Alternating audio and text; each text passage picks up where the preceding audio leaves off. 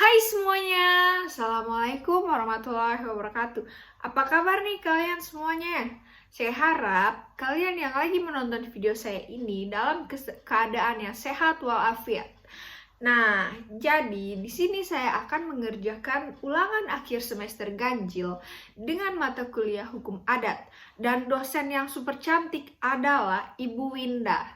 Nah, jadi sekarang izinkan saya memperkenalkan diri. Nama saya Cindy Fatika De Pambayun dengan NPM 215117. Saya berasal dari ilmu hukum dari Universitas Internasional Batam. Pertemuan keempat membahas mengenai hukum adat dilihat dari segi kebudayaannya.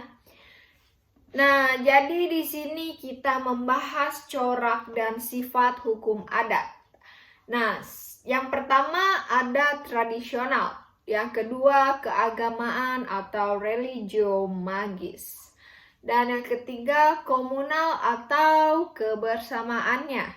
Yang keempat konkret, terang, dan tunai. Kelima, terbuka dan sederhana. Dan keenam, dapat berubah sesuai dengan keadaannya. Ketujuh, tidak dikodifikasi. Kedelapan atau yang terakhir ada musyawarah dan mufakat. Nah, jadi di sini saya akan membahas satu persatu poin dari ciri dan sifat hukum adat. Nah, tadi ada yang pertama tradisional. Tradisional ini biasanya bersifat secara turun-temurun dari nenek moyang hingga zaman sekarang ini. Keadaannya masih tetap berlaku dan dipertahankan oleh masyarakat yang bersangkutan. Poin kedua ada keagamaan atau religio magis.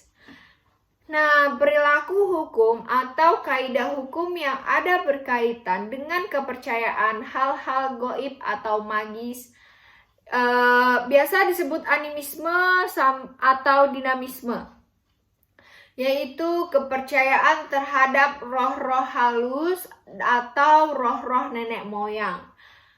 Nah, terlihat pada adanya upacara-upacara adat yang lazimnya diadakannya sesajen-sesajen yang ditunjukkan pada roh-roh leluhur yang ingin dimintai restu atau pertolongan. Nah, selanjutnya pada poin ketiga, kita membahas mengenai kebersamaan atau komunal. Kebersamaan atau komunal lebih mementingkan kepentingan bersama. Kepentingan pribadi diliputi oleh kepentingan bersama. Dalam konsep pemikiran hukum adat sendiri, individu dipandang sebagai bagian yang tidak terpisahkan dari masyarakat. Dan fungsi masing-masing individu ini adalah dipandang untuk melangsungkan fungsi dan melangsungkan masyarakat. Contohnya adanya tanah desa atau ulayat, pengairan sawah bersama atau subak, hutan adat, koperasi, dan lain sebagainya. Yang selanjutnya ada konkret, terang, dan tunai. Konkret jelas, nyata, berwujud. Satunya perkataan dan perbuatan. Itu benar-benar merupakan realisasi dari perkataannya. Contohnya ada asas jual beli tanah bersifat konkret, terang, tunai, yang mana artinya adalah konkret. Akta yang ditandatangani pihak menunjukkan secara nyata, konkret, atau secara real. Perbuatan hukum jual beli ini dilakukan didahului oleh uang panjer atau uang tanda jadi. Yang kedua, terang. Terang jual beli tanah ini menurut hukum adat harus di hadapan kepala desa, memenuhi syarat terang yang atau tidak dilakukan secara sembunyi-sembunyi. Selanjutnya, tunai. Dalam hukum adat, transaksi jual beli tanah harus bersifat cash dan carry, cepat. Yang selanjutnya, terbuka dan sederhana. Terbuka itu selalu menerima unsur-unsur dari luar, namun sesuai atau setelah disesuaikan dengan jiwa hukum adat itu sendiri. Kedua, sederhana. Sederhana ini pastinya tidak rumit, tidak banyak administratif, kebanyakan tidak tertulis, mudah dimengerti, dan dilaksanakan berdasarkan percaya dan mempercayainya. Yang selanjutnya ada dapat berubah sesuai dengan keadaan. Hukum adat bersifat dinamis atau tidak statis, yang mana hukum adat ini akan terus-menerus berkembang seperti hidup itu sendiri. Selanjutnya, tidak kodifikasi. Hukum adat ini sebagian besar tidak tertulis atau non-statutaire. Selanjutnya ada musyawarah mufakat untuk memulai dan mengakhiri pekerjaan sebagai sarana penyelesaian perselisihan sengketa berdasarkan asas rukun, dilakukan secara rukun, damai, serta saling memaafkan. Nah, yang selanjutnya ada perbedaan sistem hukum adat dengan sistem hukum lainnya. Yang pertama, sistem hukum barat 90% tertulis atau statutory law, dan dia bersifat individual. Terus segala sesuatunya harus bersifat logis dan rasional. Untuk merubah hukum harus melalui proses politik.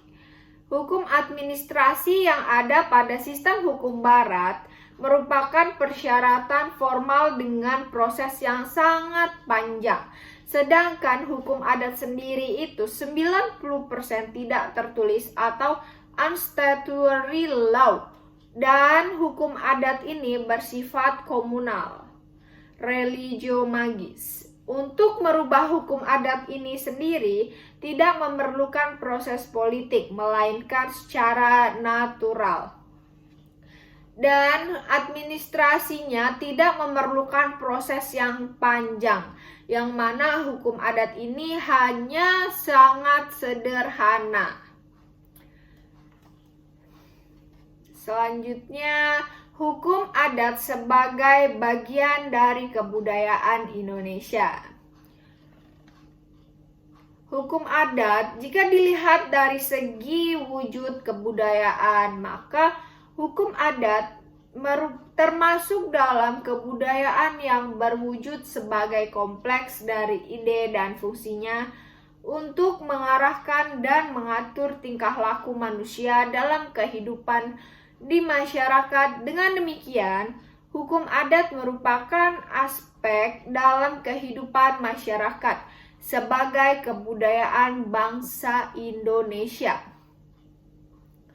Apabila kita melakukan studi tentang hukum adat, maka kita berusaha memahami cara hidup, pandangan hidup bangsa Indonesia yang merupakan refleksi dari cara berpikir dan struktur kejiwaan bangsa Indonesia.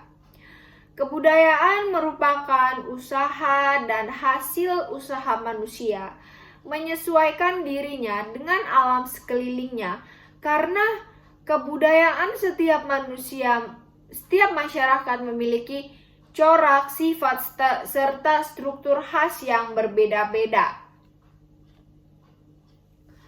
Hukum adat sendiri merupakan aspek kebudayaan.